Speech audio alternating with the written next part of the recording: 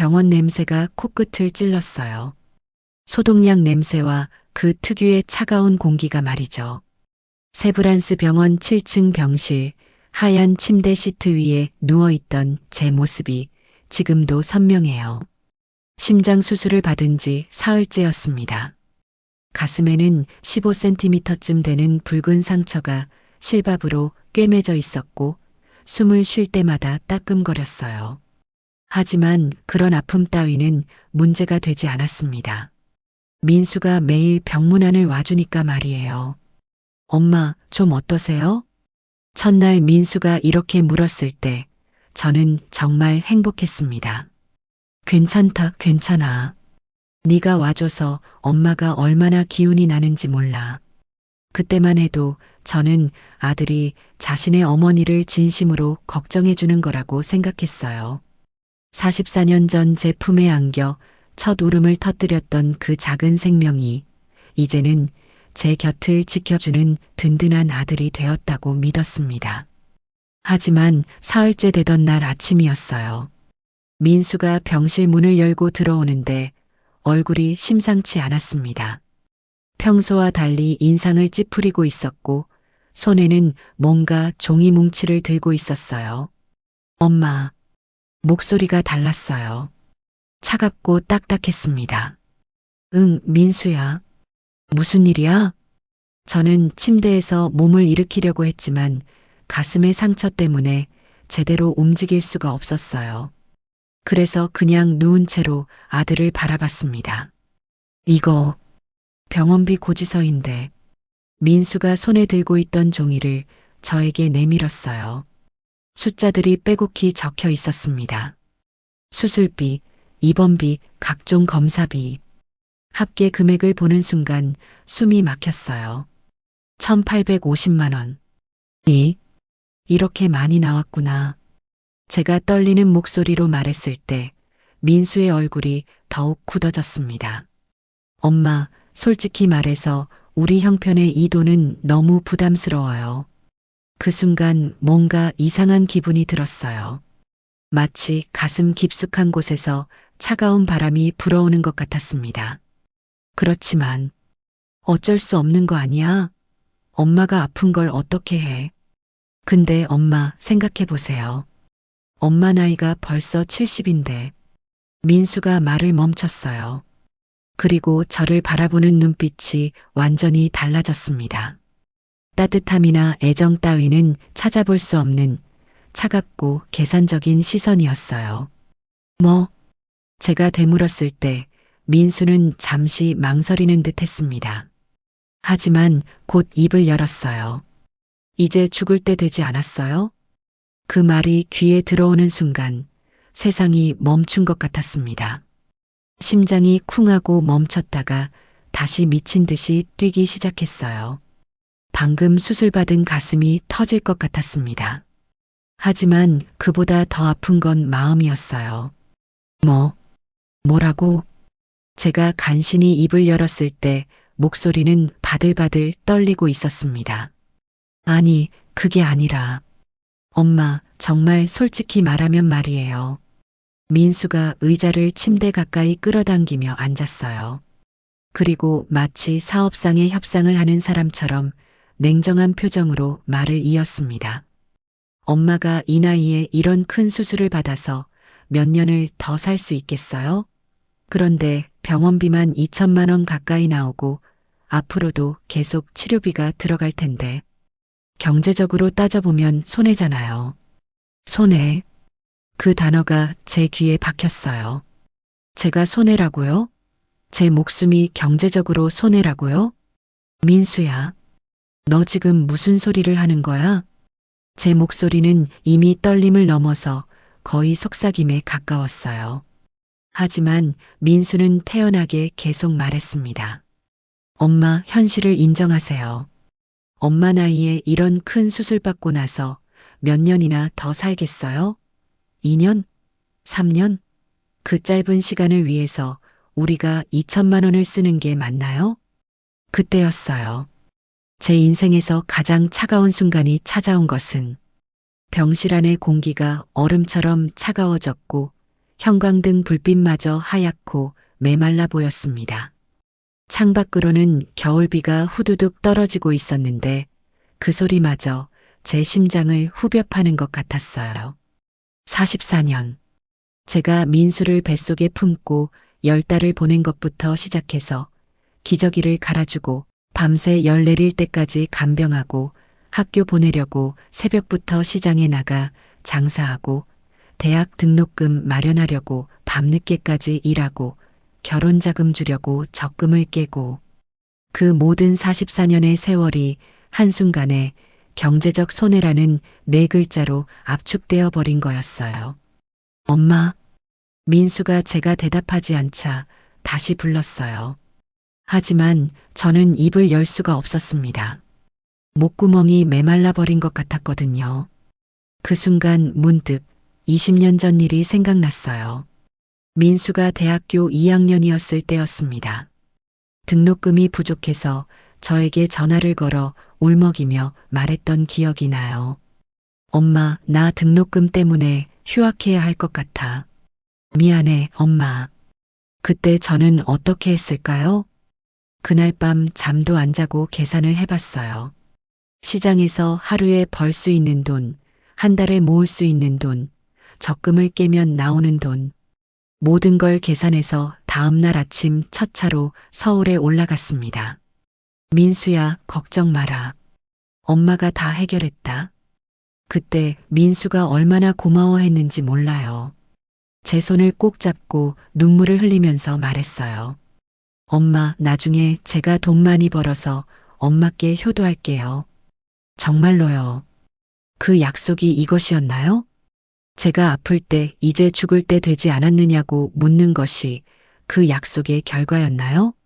엄마, 대답 안 하실 거예요? 민수의 목소리가 조금 짜증스러워 보였어요.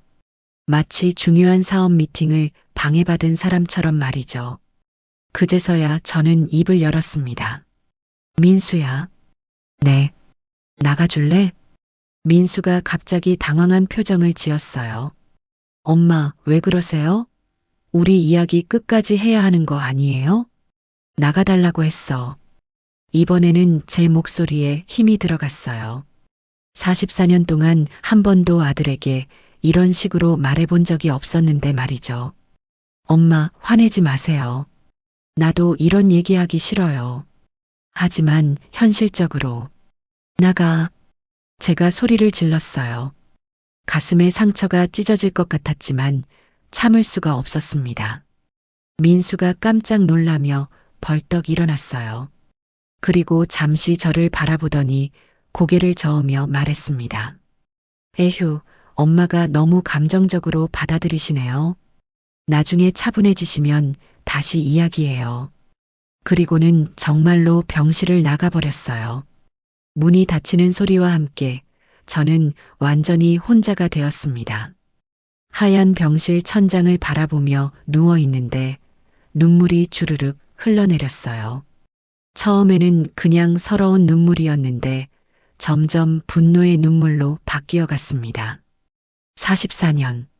제가 민수를 위해 바친 44년이 대체 무엇이었을까요? 그날 밤 저는 잠들 수가 없었어요. 형광등이 꺼진 어두운 병실에서 창밖의 빗소리를 들으며 계속 생각했습니다. 아, 맞다. 내가 그동안 착각하고 있었구나. 민수는 내 아들이 아니구나. 그냥 내가 44년간 키워낸 남남이었던 거지. 그리고 그날 밤부터 저는 완전히 다른 사람이 되기 시작했습니다. 병원 침대에 누워서 천장을 바라보는데 마치 제 인생이 영화 필름처럼 거꾸로 돌아가는 것 같았습니다.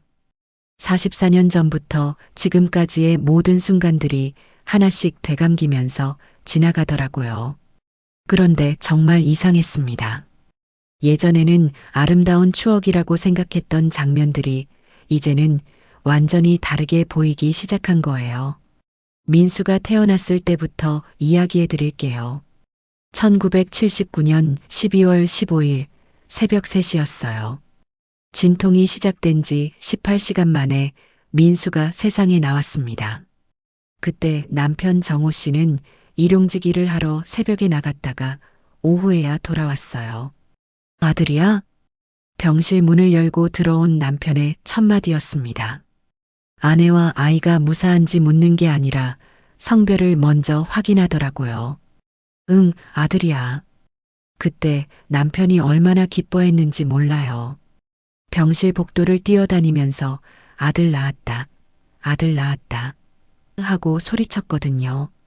저는 그때 남편이 기뻐하는 모습을 보면서 참 행복했어요. 우리에게 아들이 생겼구나. 이제 우리도 진짜 가족이 되었구나 싶었습니다. 하지만 지금 생각해 보니까 그때부터 이미 시작된 거였어요. 민수라는 존재가 제 인생을 지배하기 시작한 것이 말이에요. 민수가 돌이 되던 해 남편이 공사장에서 떨어져서 허리를 다쳤어요. 6개월 동안 병원 신세를 져야 했는데 그 사이에 집안 경제는 완전히 바닥났습니다. 영순아, 내가 이 모양이니까 네가 뭐라도 해야겠어. 남편이 깁스를 한 채로 누워서 말했을 때 저는 당연하다고 생각했어요. 남편이 일을 못하면 제가 해야 하는 거고 아이를 키우려면 돈이 필요하니까요. 그래서 시작한 게 새벽 장사였습니다. 새벽 4시에 일어나서 동대문 시장에 가서 옷을 떼어왔어요. 그리고 새벽 6시부터 오후 6시까지 길거리에서 좌판을 펴고 장사를 했습니다.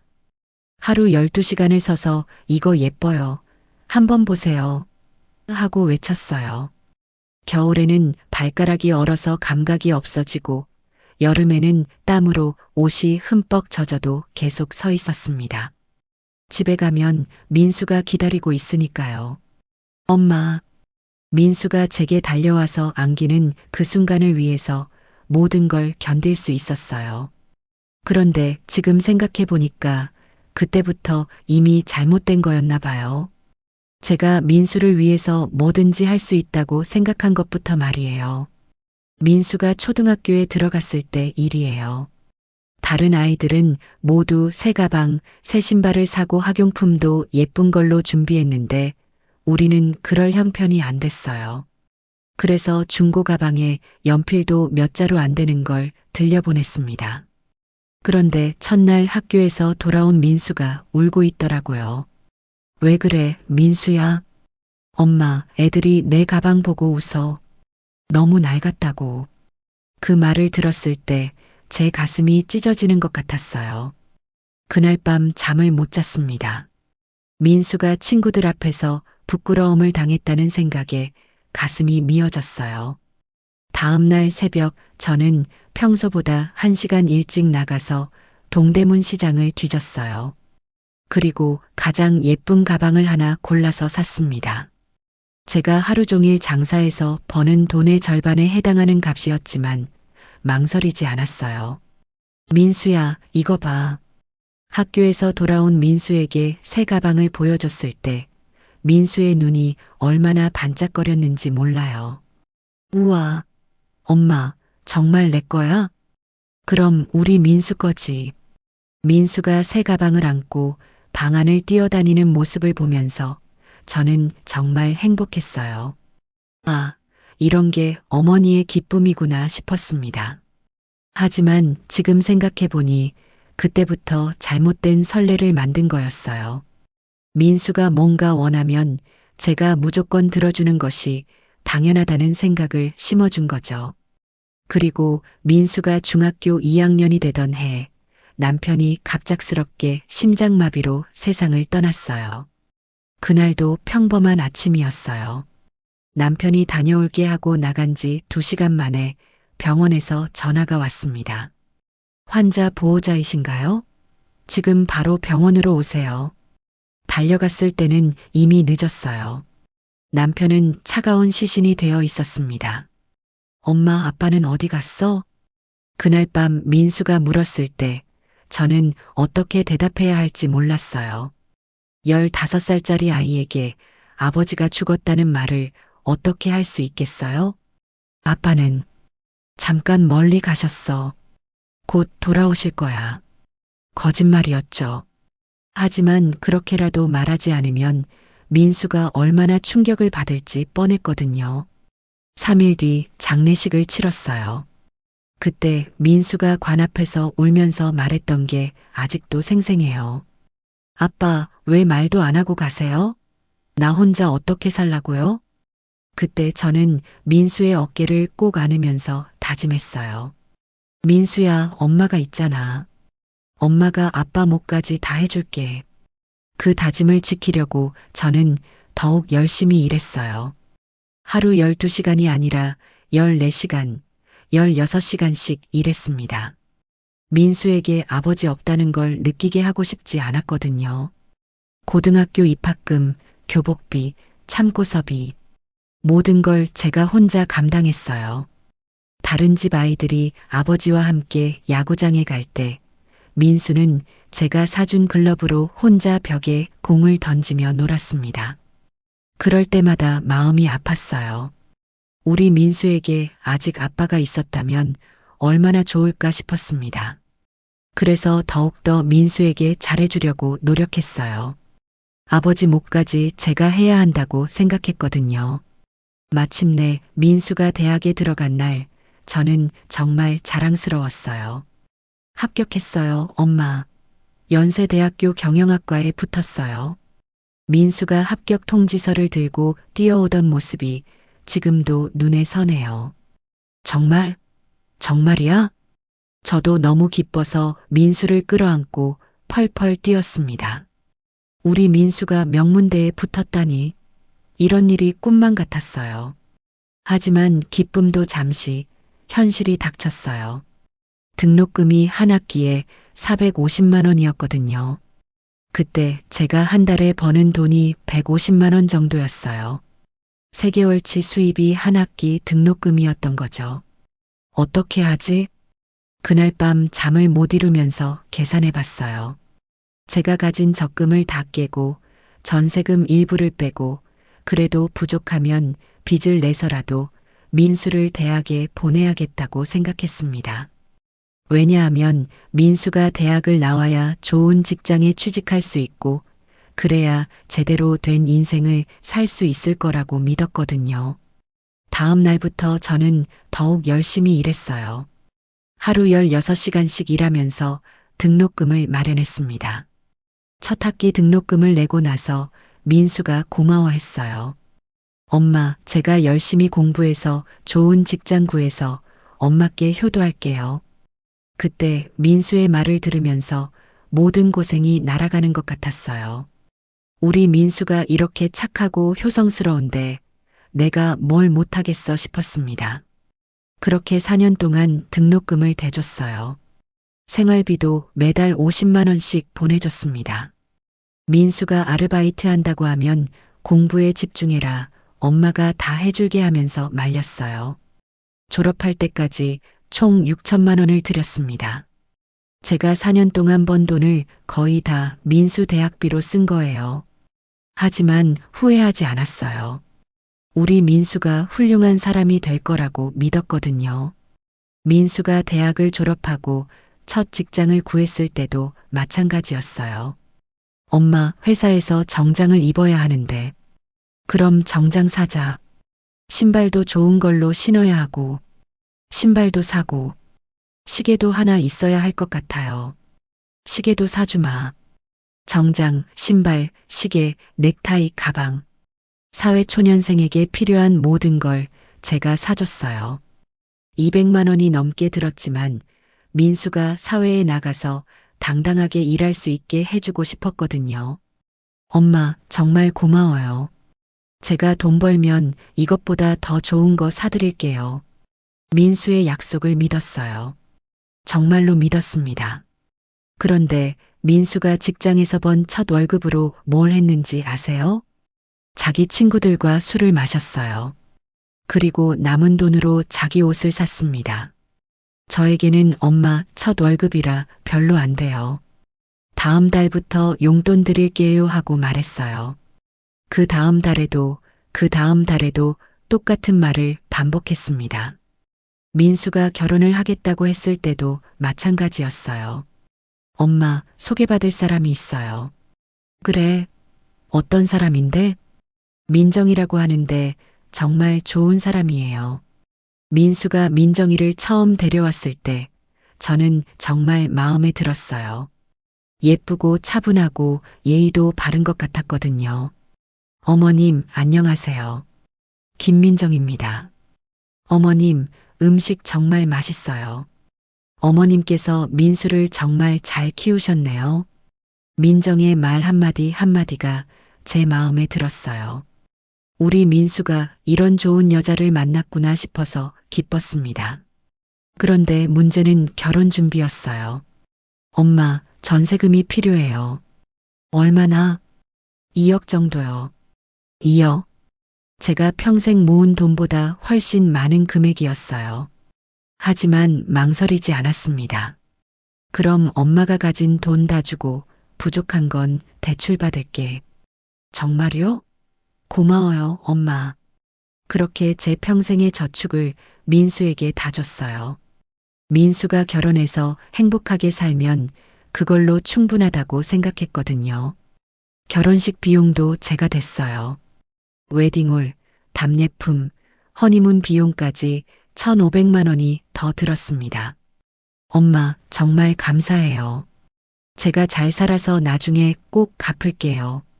또 그 약속이었어요. 제가 몇 번이나 들었던 그 약속 말이에요.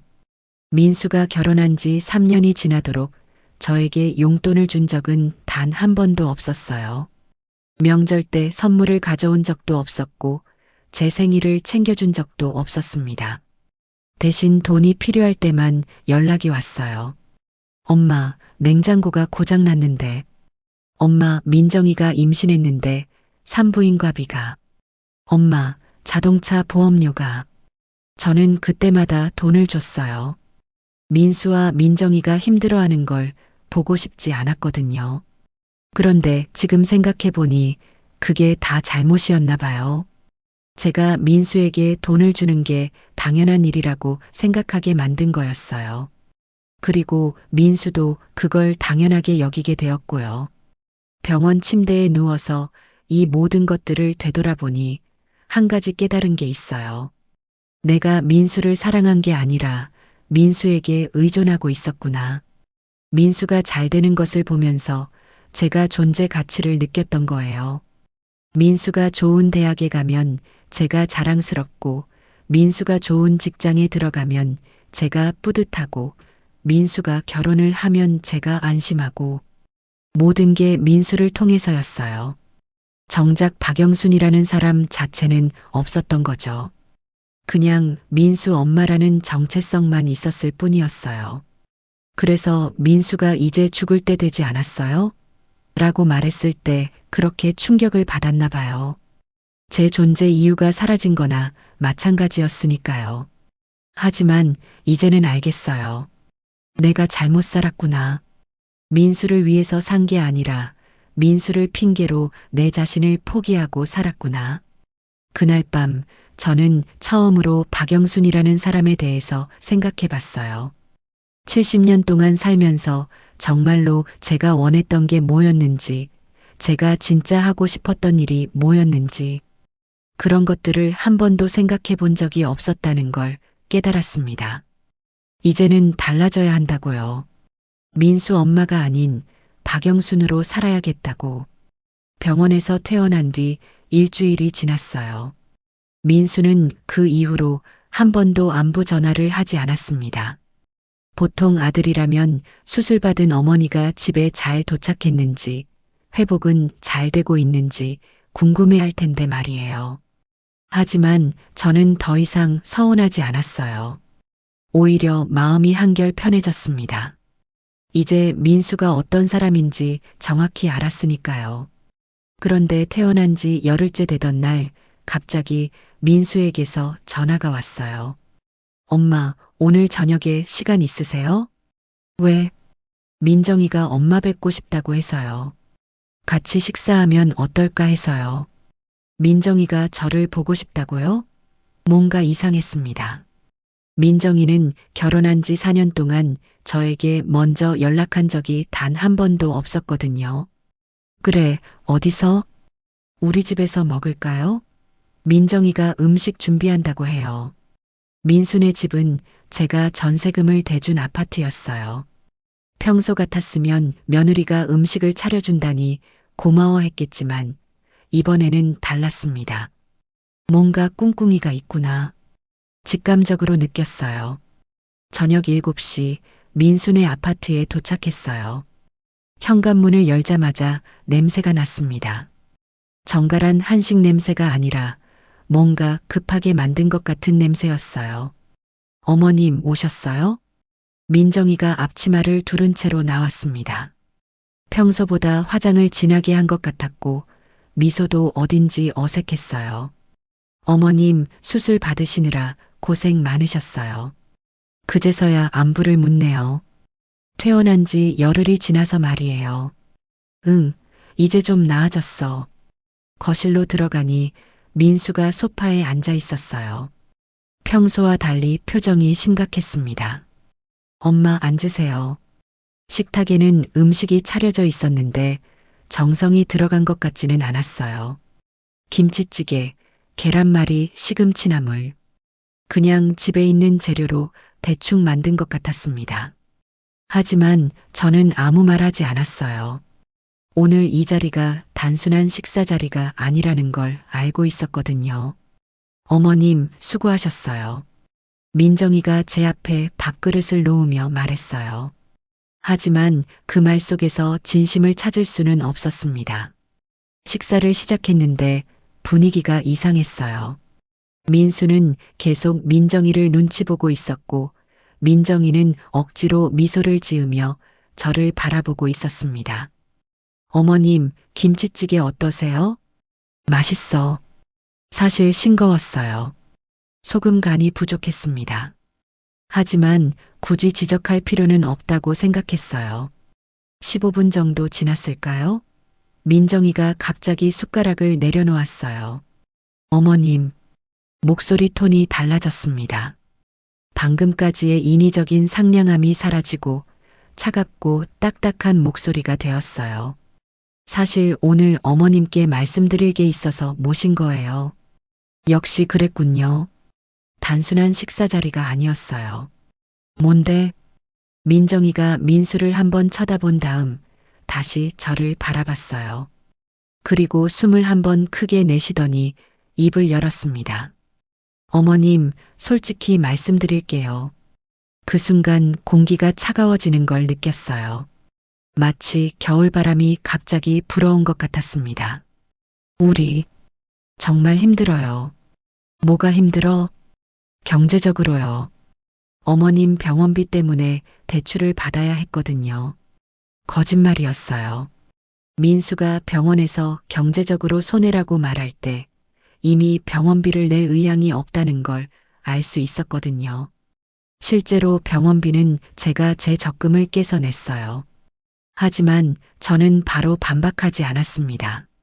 민정이가 무슨 말을 더 할지 끝까지 들어보고 싶었거든요. 그래서 우리가 생각해 본 게 있어요. 민정이의 눈빛이 더욱 차가워졌어요. 마치 사업 협상을 하는 사람처럼 냉정하고 계산적인 표정이었습니다. 어머님, 이제 요양원에 들어가시면 어떨까요? 그 말이 귀에 들어온 순간 머리가 하얘졌어요. 요양원에 들어가라는 거네요. 아직 멀쩡한 제가 요양원에 들어가라는 거였어요. 뭐라고? 어머님, 현실적으로 생각해 보세요. 저희도 어머님을 제대로 모실 여건이 안 되거든요. 요양원에서 전문적으로 돌봐주시는 게 어머님께도 더 좋을 것 같아요. 요양원이 저에게 더 좋다고요? 제가 아픈 것도 아닌데요? 나 아직 건강해서 혼자 살 수 있어. 제가 떨리는 목소리로 말하자 민정이가 잠시 당황하는 표정을 지었어요. 하지만 곧 다시 냉정한 얼굴로 돌아왔습니다. 어머님, 나이를 생각해 보세요. 갑자기 무슨 일이라도 생기면 어떡해요? 요양원에서 전문적으로 돌봐주시는 게 더 안전하잖아요. 안전하다고요? 70살이면 요양원에 들어가야 한다고요? 민정아. 제가 민정이의 이름을 불렀을 때 민정이가 깜짝 놀란 표정을 지었어요. 평소에 제가 민정아하고 다정하게 불렀는데 이번에는 목소리가 완전히 달랐거든요. 네, 너 지금 내가 걸리적거린다는 말이야? 아니에요. 그게 아니라. 그럼 뭐야? 요양원 가라는 게 아니야? 민정이가 당황하면서 민수를 바라봤어요. 하지만 민수는 여전히 고개를 숙이고 있었습니다. 어머님, 오해하지 마세요. 저희가 어머님을 싫어해서 그런 게 아니에요. 그럼 뭐 때문에? 현실적인 문제예요. 어머님도 아시잖아요. 요즘 세상이 얼마나 팍팍한지. 현실적인 문제라고요? 팍팍한 세상이라고요? 그럼 지난 44년 동안 제가 살아온 세상은 천국이었나 봐요. 새벽 4시에 일어나서 밤 10시까지 일하면서 민수를 키울 때는 세상이 팍팍하지 않았겠네요. 민정아, 내가 너희들한테 크게 요구한 적 있어? 민정이가 말문이 막힌 것 같았어요. 용돈 달라고 한 적 있어? 뭐 사달라고 한 적 있어? 그건 아니지만. 그런데 이제 내가 아프니까 요양원에 보내겠다는 거야? 그때 민수가 고개를 들었어요. 그리고 작은 목소리로 말했습니다. 엄마, 민정이 말이 맞아요. 우리 형편에는. 너 지금 무슨 소리 하는 거야? 제가 민수를 노려보며 말했을 때 민수가 움찔했어요. 엄마가 지금까지 널 어떻게 키웠는데 그런 소리를 하는 거야? 엄마, 그렇게 말씀하시면. 뭘 그렇게 말해? 사실대로 말하는 거잖아. 제 목소리가 점점 커졌어요. 44년 동안 한 번도 민수에게 큰 소리를 낸 적이 없었는데 이제는 참을 수가 없었습니다. 대학 등록금 6천만 원, 결혼자금 2억 원도 대출까지 받아서 줬잖아. 그런데 이제 내가 아프니까 요양원 보내겠다는 거야? 민정이가 얼굴이 빨갛게 달아오르며 소리쳤어요. 그럼 어떻게 하라는 거예요? 저희가 어머님 병원비에 생활비까지 다 감당하라는 거예요? 누가 감당하라고 했어? 내가 언제 너희한테 돈 달라고 했어? 하지만 어머님이 계속 아프시면 결국은 뭐야? 결국은 저희가 책임져야 하는 거잖아요. 그 순간 저는 모든 걸 이해했어요. 아, 이 사람들에게 나는 책임이구나. 사랑의 대상이 아니라 의무적으로 떠안아야 하는 짐이구나. 갑자기 웃음이 나왔어요. 하하. 민수와 민정이가 깜짝 놀란 표정으로 저를 바라봤어요. 엄마, 어머님? 참 웃기네. 제가 천천히 일어서면서 말했어요. 44년 동안 내가 너희를 책임졌을 때는 당연하고 이제 나를 책임져야 할 때는 부담스럽다는 거지. 엄마, 그런 게 아니에요. 그럼 뭐야? 민수가 대답하지 못했어요. 민정이도 마찬가지였습니다. 좋아. 제가 가방을 들며 말했어요. 이제 알겠다. 너희들이 원하는 게 뭔지. 엄마, 어디 가세요? 그만 나가련다. 어머님, 우리 이야기 끝까지. 다 끝났어. 제가 현관문 쪽으로 걸어가면서 말했어요. 민정아, 네 말대로 할게. 예. 걸리적거리지 않게 할게. 민정이가 깜짝 놀란 표정을 지었어요. 아마 제가 순순히 따를 줄은 몰랐나 봐요. 그럼 요양원은 안 가. 제가 현관문 손잡이를 잡으며 말했어요. 난 여전히 혼자 살 거야. 엄마. 민수가 급하게 일어서며 불렀어요. 뭐야? 혹시 전세금 빼실 생각은 아니죠?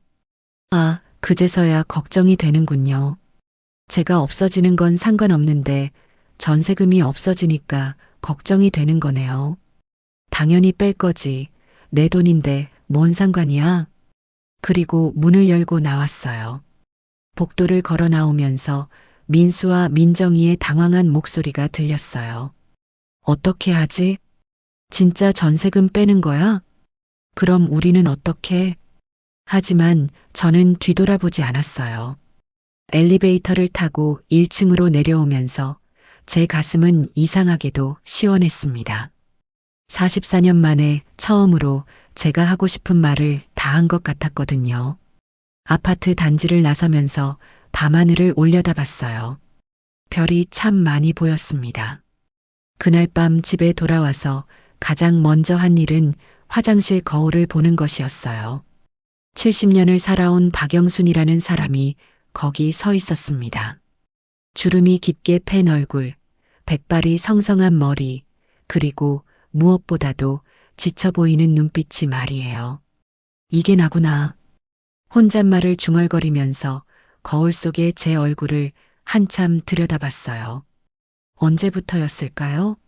제가 박영순이 아니라 민수 엄마로만 살아왔던 게 말이에요. 거울을 볼 때도 민수가 보기에 엄마가 너무 늙어 보이나? 이런 생각만 했던 것 같아요. 하지만 오늘은 달랐습니다. 거울 속의 박영순을 보면서 처음으로 물어봤어요. 너는 뭘 원해? 그날 밤 저는 잠이 오지 않았어요. 침대에 누워서 천장을 바라보면서 계속 생각했습니다. 민수와 민정이가 한 말들을 하나하나 되짚어 보면서 말이에요. 요양원 가시면 어떨까요? 경제적으로 부담스러워요. 현실적으로 생각해 보세요. 모든 말들이 결국 하나로 귀결되더라고요. 당신은 이제 우리에게 짐이에요. 그런데 이상했어요. 화가 나기보다는 오히려 속이 후련했습니다. 이제야 진실을 알았으니까요. 44년 동안 제가 착각하고 있었던 거였어요. 민수가 저를 사랑한다고, 제가 민수에게 소중한 존재라고 믿었던 것이 말이에요. 하지만 진실은 달랐어요. 민수에게 저는 그냥 유용한 사람이었던 거죠. 돈을 주고 전세금을 마련해주고 뒷바라지를 해주는 사람. 그런데 이제 그 유용함이 끝나니까 짐이 된 거예요. 새벽 3시가 되어서야 잠이 들었어요. 다음 날 아침 저는 일찍 일어났습니다. 평소보다 2시간 일찍 일어나서 커피를 한 잔 내려 마시면서 창밖을 바라봤어요. 아직 해가 뜨기 전이라 거리는 조용했습니다. 그때 문득 생각이 났어요. 제가 언제부터 이렇게 혼자 살기 시작했는지 말이에요. 민수가 결혼하고 나서 한 달쯤 지났을 때였어요. 신혼집에 잘 정착했는지 궁금해서 전화를 걸었거든요. 민수야, 잘 지내지? 네, 엄마. 잘 지내요. 혹시 필요한 거 있으면 언제든지 말해. 네, 알겠어요. 그런데 그 통화가 끝나고 나서 이상한 기분이 들었어요.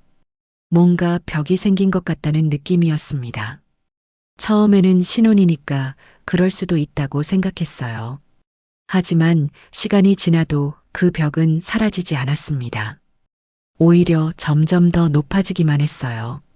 민수는 더 이상 제게 고민을 털어놓지 않았고 무슨 일이 있어도 혼자서 해결하려고 했어요. 아니, 정확히 말하면 민정이와 함께 해결하려고 했죠. 그때부터였나 봐요. 제가 조금씩 소외되기 시작한 게 말이에요. 명절에도 엄마 올해는 민정이 부모님이랑 보내려고 해요라며 뭉뚱그려 넘어가기 시작했고 생일에도 엄마 미안해요. 회사에 급한 일이 있어서요라며 약속을 취소했어요. 그런데 저는 뭘 했을까요? 괜찮다, 괜찮아. 젊은 사람들이 바쁘지 뭐.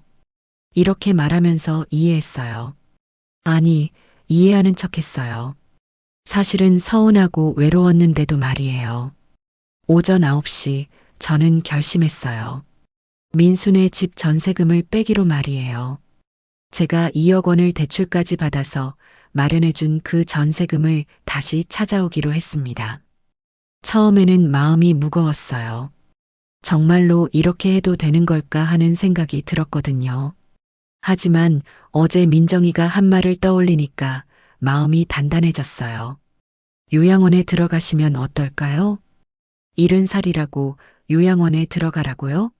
아직 건강하고 혼자 충분히 살 수 있는데요. 그리고 민수가 한 말도 떠올랐어요. 이제 죽을 때 되지 않았어요? 제 목숨을 경제적 손해라고 계산한 그 말이요. 그렇다면 저도 경제적으로 계산해 볼까요? 44년 동안 민수에게 드린 돈이 얼마인지 말이에요. 대학 등록금 6천만 원, 생활비 2,400만 원, 결혼자금 2억 원, 총 2억 8,400만 원이었어요. 그런데 민수가 저에게 용돈으로 준 돈은 얼마일까요? 0원이었어요. 단 한 번도 용돈을 준 적이 없었거든요. 그럼 제가 전세금 2억 원을 찾아오는 게 뭐가 문제일까요? 오전 10시 저는 부동산에 전화를 걸었어요.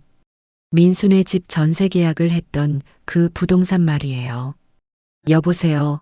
혹시 레미안 102동 1501호 전세 계약 관련해서 문의드릴 게 있는데요. 아, 네. 무엇을 도와드릴까요? 계약자가 저인데 전세금 반환 받으려면 어떤 절차를 밟아야 하나요? 그런데 아직 계약 기간이 많이 남지 않았나요? 네, 그래도 빼려고 해요. 그럼 집주인한테 미리 통보를 하시고 새 세입자를 구하는 시간을 주셔야 해요. 얼마나 걸릴까요? 보통 2, 3주 정도요. 2에서 3주면 충분했어요. 알겠습니다.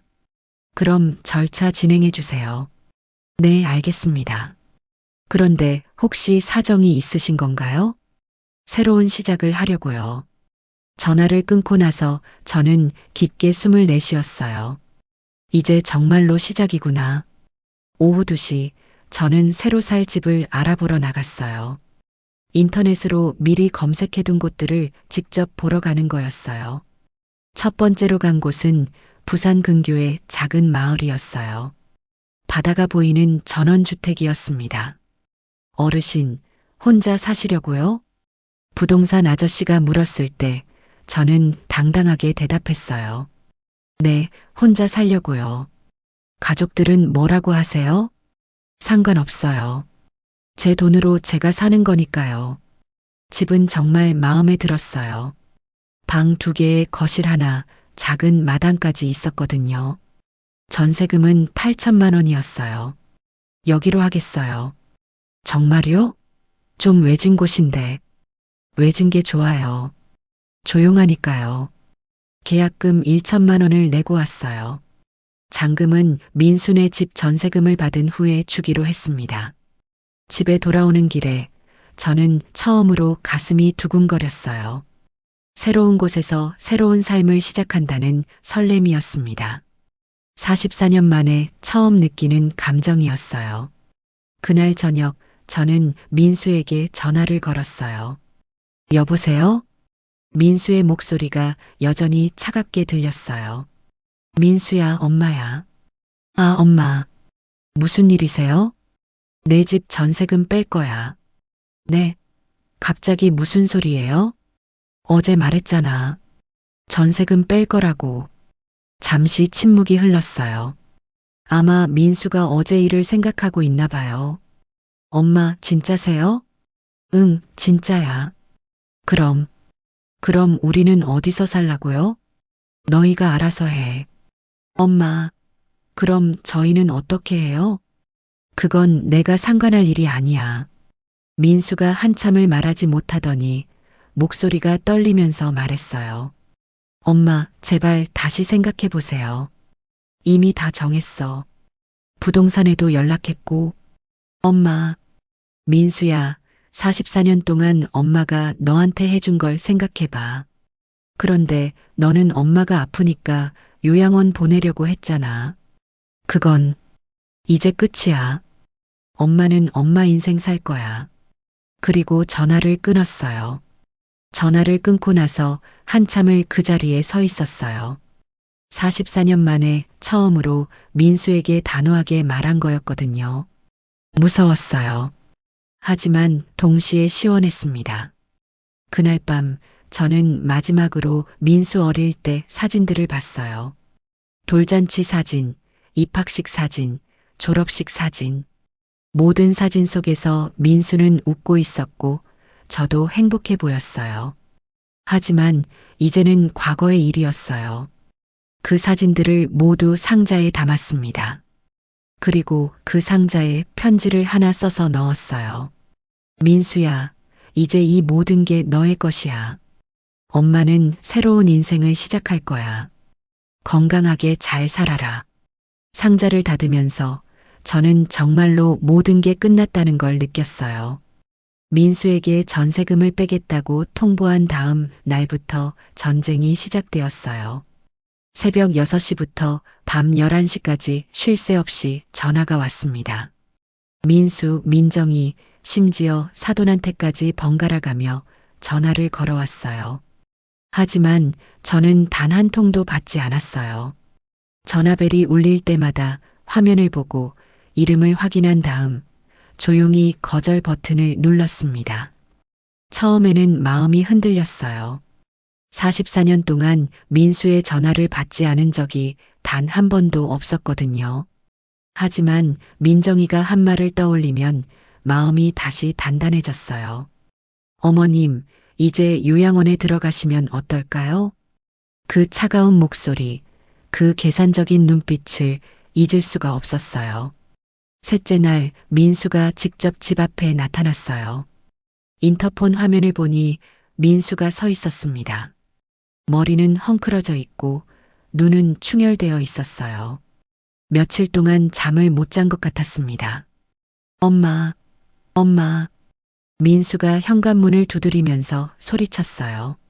엄마, 저예요. 문 열어주세요. 하지만 저는 거실 소파에 앉아서 TV를 보고 있었어요. 마치 아무도 없는 것처럼 말이에요. 엄마, 제발 문 좀 열어주세요. 우리 이야기예요. 민수의 목소리가 점점 간절해졌어요. 하지만 저는 TV 볼륨을 조금 높였을 뿐이었습니다.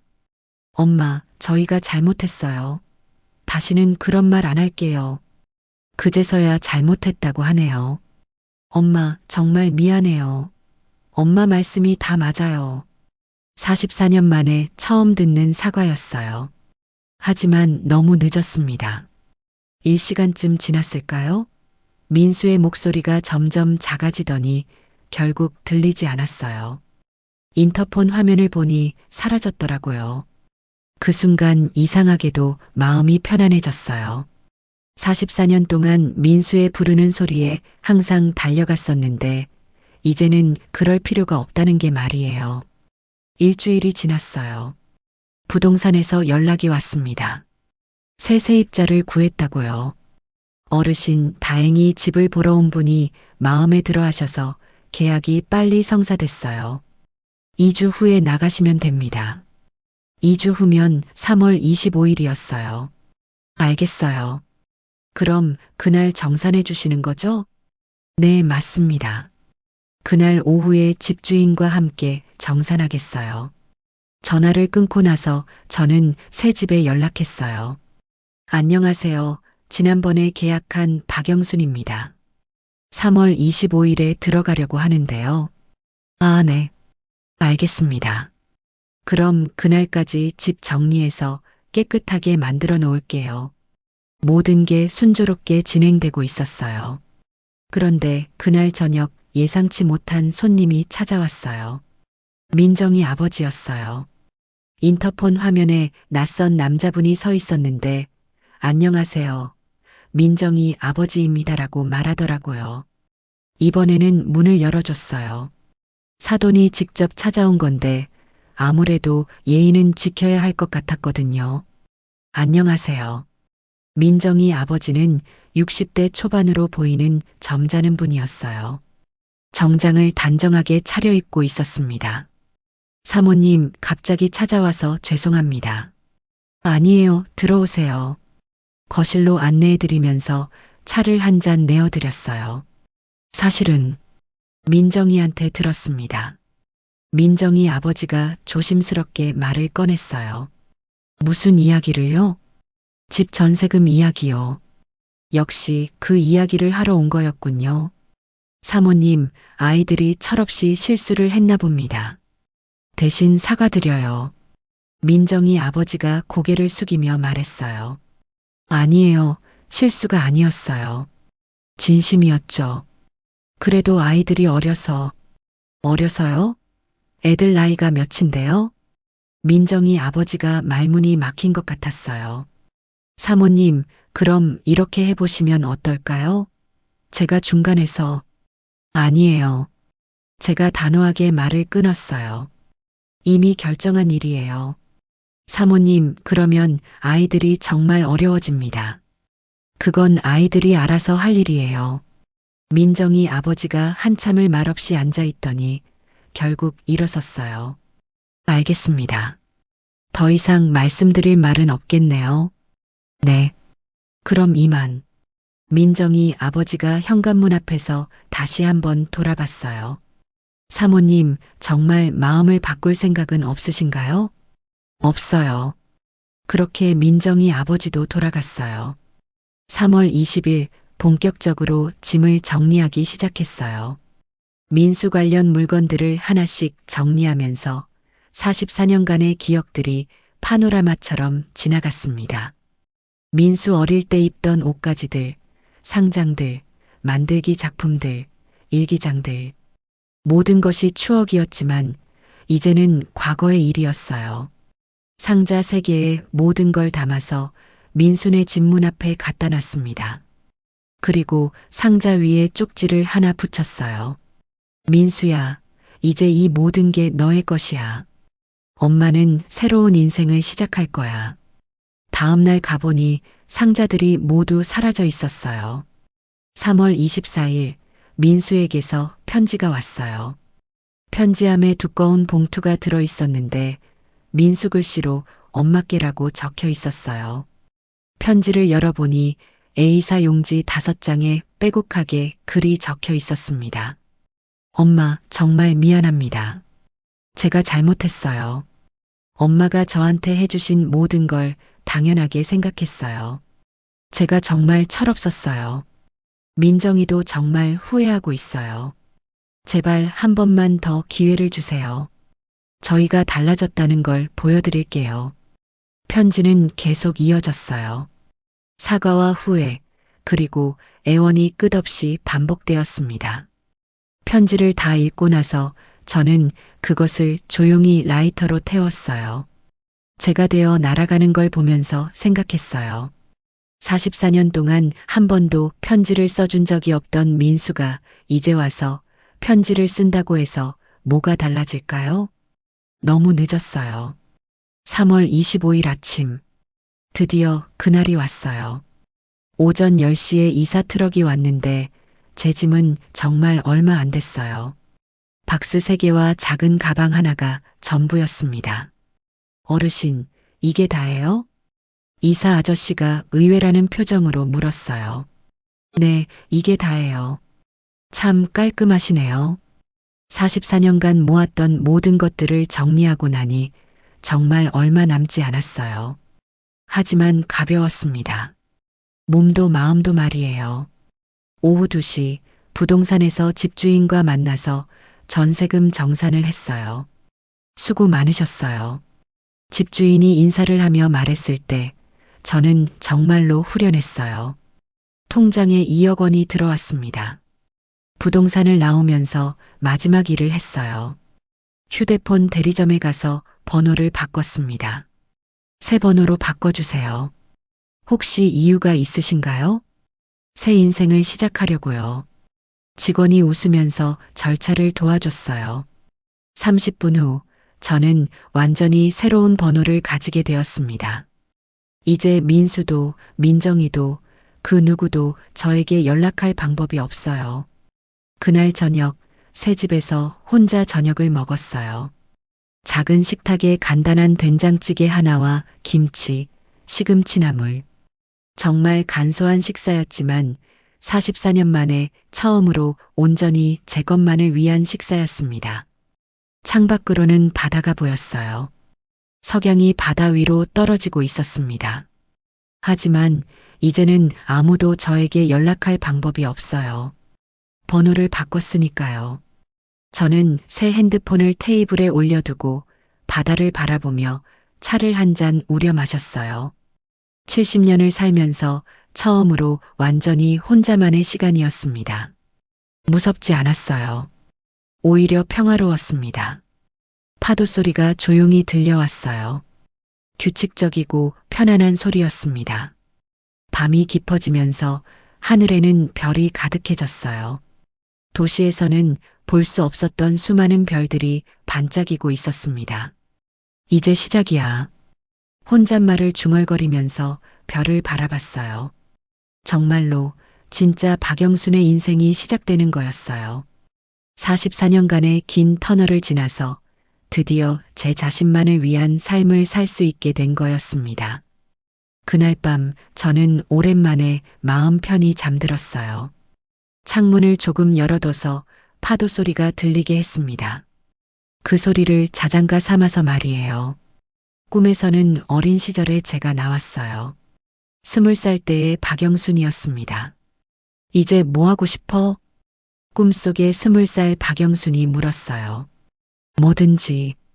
70살 박영순이 대답했습니다. 뭐든지 하고 싶은 대로 할 거야. 그리고 둘이 함께 웃었어요. 정말로 오랜만에 웃었습니다. 바닷가 마을에서 살기 시작한 지 6개월이 지났어요. 지금 제가 앉아 있는 이곳은 작은 마당의 평상입니다. 해가 뜨는 걸 보면서 아침차를 마시는 게 요즘 제 일과가 되었어요. 70년을 살면서 처음으로 내가 하고 싶은 일을 하면서 사는 거였어요. 아침에 일어나서 바다를 보고 마당에 있는 작은 텃밭을 가꾸고 마을 사람들과 이야기를 나누고 책을 읽고 때로는 아무것도 하지 않고 그냥 바다를 바라보기도 했습니다. 그런데 이상했어요. 아무것도 안 해도 하루가 충만했거든요. 이사 온 첫 주에는 정말 조용했어요. 마을 사람들은 저를 신기하게 바라봤습니다. 70세 할머니가 혼자 이사 오는 게 흔한 일은 아니었거든요. 어르신, 혼자 사시려고요? 옆집 아주머니가 처음 인사하러 왔을 때 물었어요. 네, 혼자 살려고요. 가족은 어디 계세요? 없어요. 거짓말이었지만 저에게는 진실이었어요. 더 이상 민수는 제 가족이 아니었으니까요. 아이고, 그럼 외로우시겠어요. 아니에요. 편해요. 정말로 편했어요. 44년 만에 처음으로 아무에게도 신경 쓰지 않고 살 수 있었거든요. 한 달쯤 지났을 때 마을 사람들과 조금씩 친해지기 시작했어요. 옆집 아주머니 이름은 김순자 씨였어요. 저보다 5살 어린 65세였는데 남편을 3년 전에 여의고 혼자 살고 있었어요. 영순 씨, 혼자 사는 것도 나쁘지 않죠? 순자 씨가 어느 날 이렇게 말했을 때 저는 깜짝 놀랐어요. 네. 저도 처음에는 남편 없이 어떻게 살까 싶었는데 막상 혼자 살아보니까 편하더라고요. 순자 씨의 말이 제 마음에 와닿았어요. 그러게요. 저도 그래요. 영순 씨는 자식들이 안 보고 싶어요? 그 질문에 저는 잠시 생각해 봤어요. 가끔요. 하지만 후회는 안 해요. 잘하셨어요. 자식 때문에 인생 망치는 사람 많아요. 순자 씨가 고개를 끄덕이며 말했어요. 영순 씨, 이제부터는 영순 씨 인생을 사세요. 그 말이 제 가슴을 따뜻하게 만들었어요. 3개월째 저는 마을에서 완전히 자리를 잡았어요.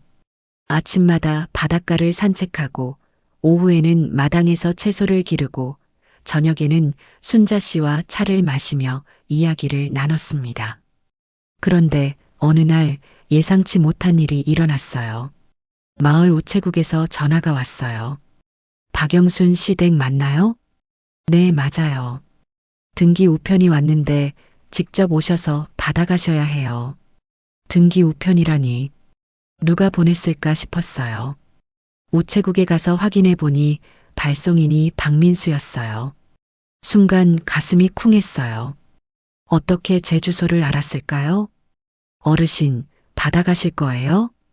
우체국 직원이 물었을 때 저는 한참을 망설였어요.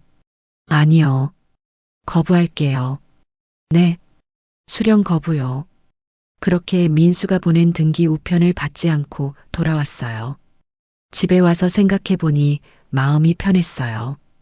더 이상 흔들리지 않는다는 걸 확인했거든요. 4개월째 제게 또 다른 변화가 찾아왔어요. 마을 회관에서 노인 대학을 시작한다고 해서 등록했거든요. 어르신들, 오늘은 글쓰기 시간입니다. 선생님이 말했을 때 저는 조금 떨렸어요.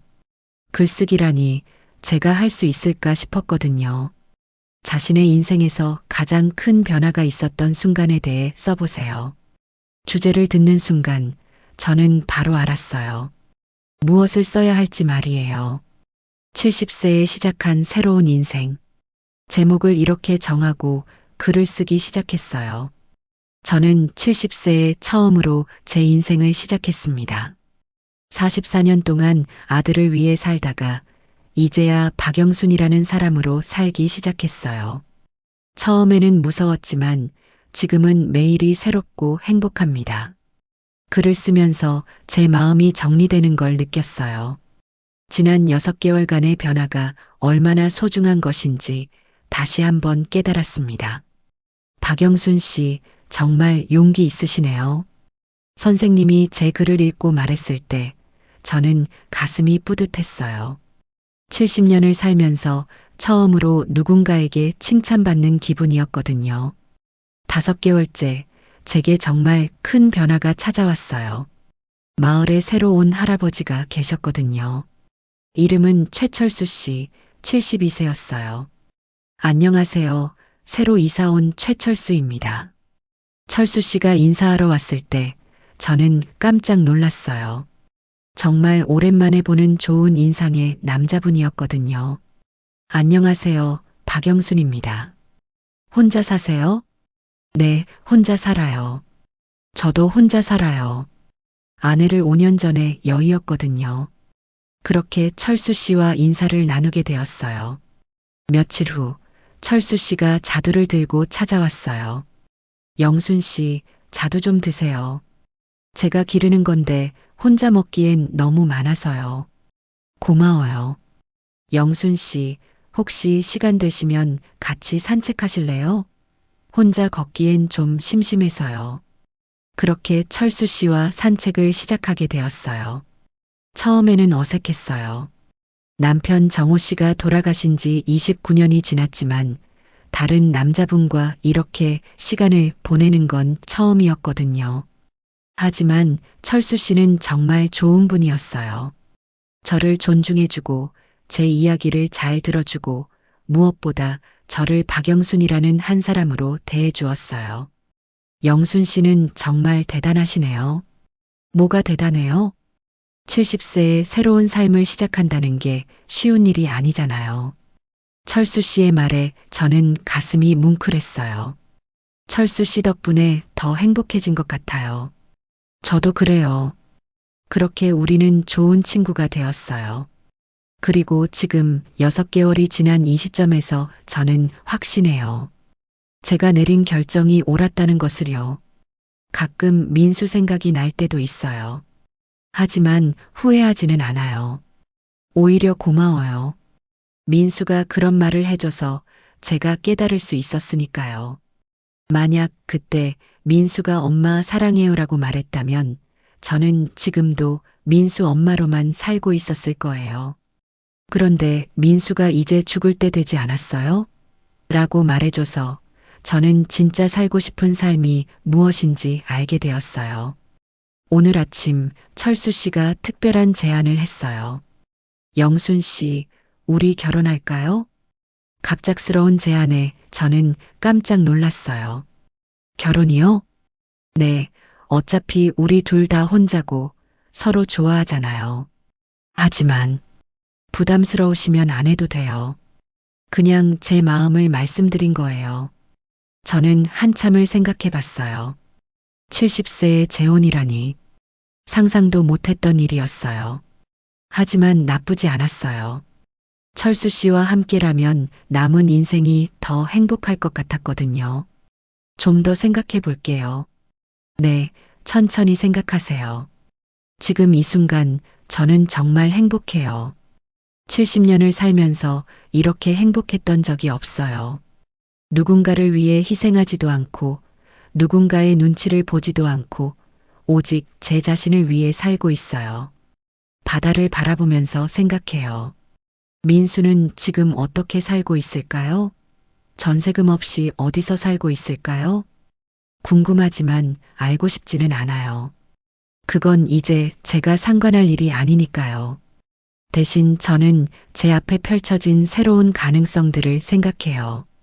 철수 씨와의 결혼, 노인 대학에서의 새로운 공부, 마을 사람들과의 더 깊은 우정. 모든 것이 새롭고 설레어요. 70세에 이런 설렘을 느낄 수 있다는 게 신기해요. 해가 지고 있어요. 오늘도 아름다운 하루였습니다. 내일은 또 어떤 새로운 일이 기다리고 있을까요? 기대가 돼요. 정말로 기대가 됩니다. 이제야 제 인생이 시작된 거니까요. 박영순의 진짜 인생이 말이에요.